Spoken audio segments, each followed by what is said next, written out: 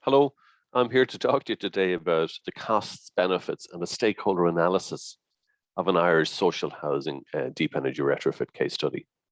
My name is Shane Coakley, and I hold research positions in Ulster University in Northern Ireland and in University College Dublin in the Republic of Ireland. The presentation will go through an overarching NZEB 101 project hosted by University College Dublin. I'll talk about the case study buildings, the measures and associated costs that were carried out, and then quantify the direct benefits and estimate the indirect benefits. Now, these figures are due to the actual energy consumption as opposed to the predicted energy consumption in the paper. So it's just extra information is available, and I used it for you today. And ultimately then do a stakeholder analysis to see who does this deep energy retrofit make sense for, and are they incentivized? The NZEB 101 project itself is hosted by University College Dublin. My colleagues are there, Oliver Cannan, Dr. Richard O'Hegarty, and Donald Lennon. And it's funded by the Sustainability Energy Authority of Ireland with an aim to carry out a post-occupancy evaluation of 101 buildings which comply with the new NZEB regulations, and have a look at the actual performance of the fabric and the technologies in order to help inform the next iteration of the building regulations. And the collaborators are industry partners, and you'll see them at the bottom of the screen there.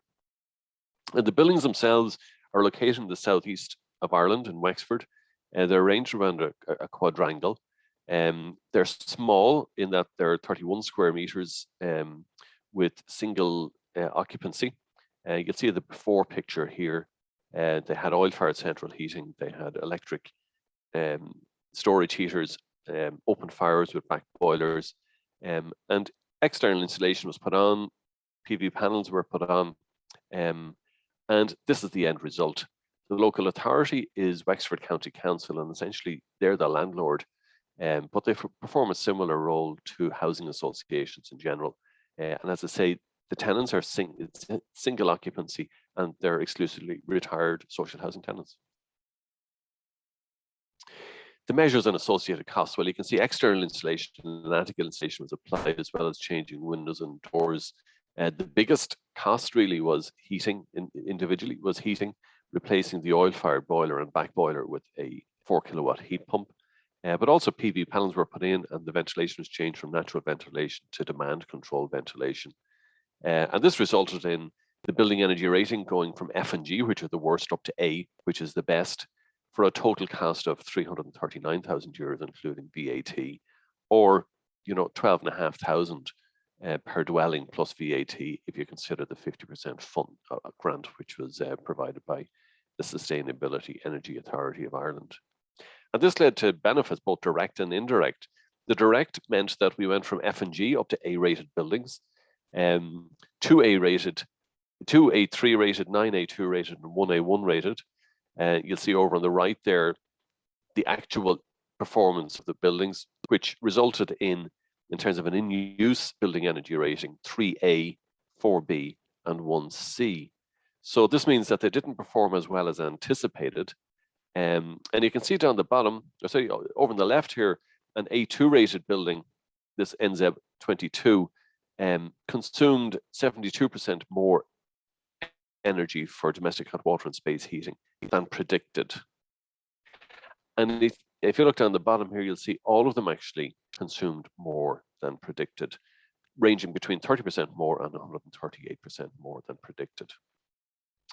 So how did this translate into savings for the tenants in terms of heating and carbon tax avoided? They went from F and G to A in terms of the building energy rating, and the building energy rating led us to believe that the actual cost for heating would have been €274, but the recorded was 35% higher on average at €371 per annum. But compare this with the original heating cost, which was 1,415 for these F and G rated buildings, which means that, in actual fact, there was a 74% saving compared with what the tenants had actually been experiencing before. So this was really good, and led us to an overall saving down the bottom in green here of €23,300 over 15 years per dwelling, for a cost in red here of €28,200. And you'll see the breakdown there in terms of reduced maintenance costs, chimney fire costs, carbon savings, and actual heating savings. This led to a 15-year return of 83% of the invested amount. So this was good. You're nearly getting your money back within 15 years. But there are indirect benefits also, and it's difficult really to quantify all the benefits, but the International Energy Agency has given us some information on how to do this. The direct benefits are energy, greenhouse gas emission savings, and public budgets. But also co-benefits are macroeconomic. If people aren't spending money heating their homes, they have it for spending in the local economy, and they can get quite a return. In terms of the government can get quite a return due to this increased GDP. And reduced health costs as well, because the buildings are healthier, and equally the asset values go up. And let's have a look at that. We got an independent valuer in, and they said that for the cost of €28,000, the value of the building had gone up by €35,000. So this is really significant.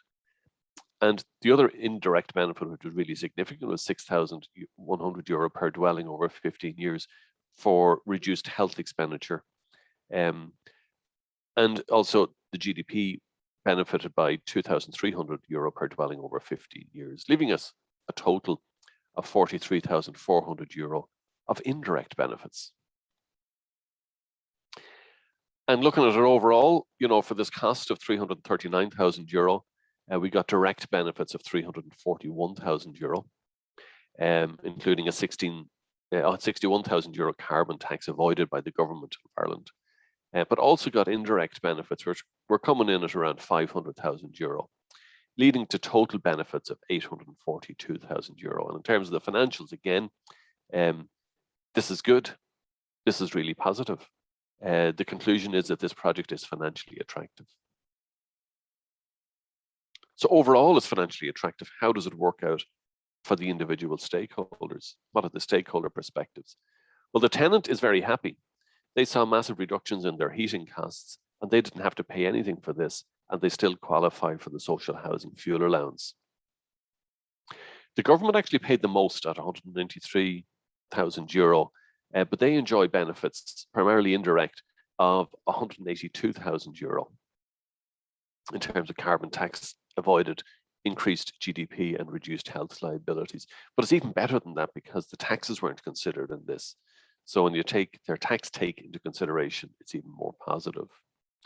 But the local authority, and indeed the housing association, are the people who make the decision on this. Now, they paid 50% of the upgrade cost at €146,000, but only saw direct benefits of €31,000. And that was in reduced maintenance costs and reduced chimney fire costs. But they saw a massive indirect benefit of €420,000, primarily due to the increased property value. But they're not critiqued on that. This isn't a benefit to them. They don't sell the properties by and large. So this is really absolutely an indirect benefit. So the tenant's very happy. The government is happy. But the local authority or housing association, they're financially disadvantaged. For the expenditure of €146,000, they only see direct benefits of €31,000. So in conclusion, this isn't great news in terms of the climate change bill implementation.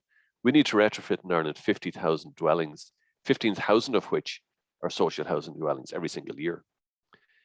We've seen its life-changing benefits for the tenant, and indeed there are a host of other benefits with, for the €28,000 investment, property value increasing by €35,000, plus the indirect or the direct benefits, which pretty much cover the costs over a 15-year period.